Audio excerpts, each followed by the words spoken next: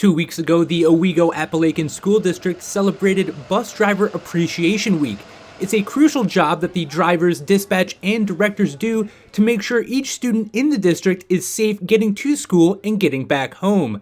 They are the first ones to see your kids in the morning and the last to see them at night. I've been a bus driver for 28 years.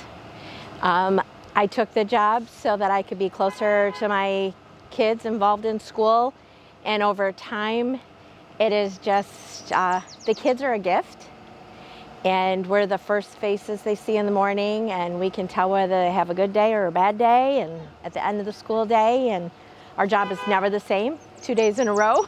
You have to be very adaptable, and your mind is constantly going, because you got to worry about the safety of all the kids on the bus. I average about 44 kids on my bus.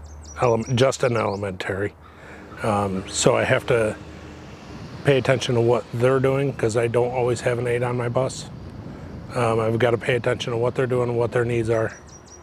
And then pay attention to the drivers, or the other drivers that run your stoplights and everything else, not paying attention to, a big yellow thing with red lights flashing. A couple years ago, I had one of my students have a medical emergency on the bus. Was not expecting that. I thought I handled it well. She is okay. And actually, she still rides the bus. So. They don't change bus routes annually. They don't bid on bus routes, and so they don't get a different group of kids every year. They drive the same routes every year, and so they can watch their kids. They can watch those kids grow up as they go, and they build a really tight bond and forge real good relationships with their parents and such. And those school buses end up being just little mobile communities where the bus drivers really make it theirs and really take ownership. My typical day at work starts about 5:15, and I help set up if there's any sub call-offs, and I help facilitate who would be driving what run.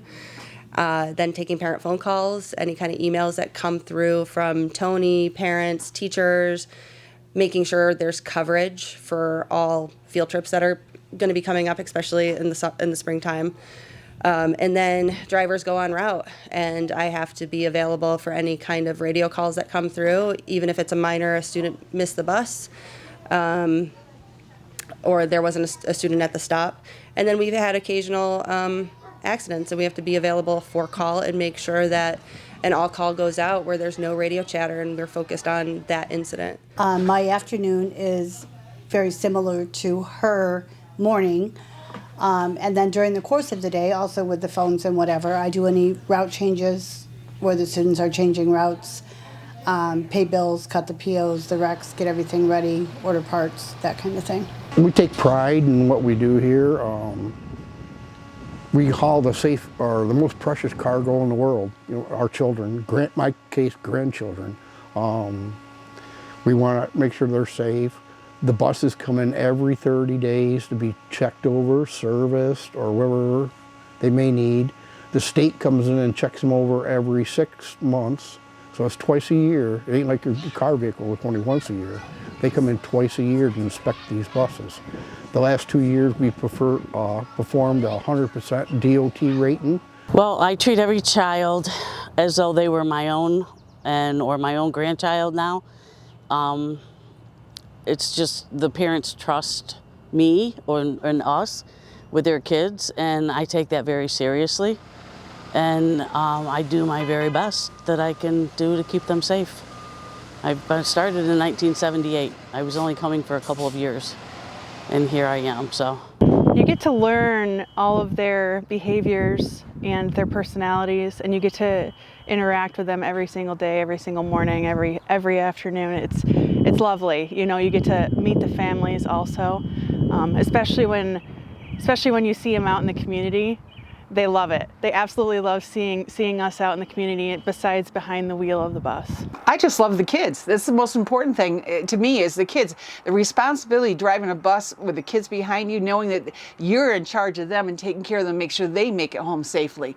That's a major, major thing in me.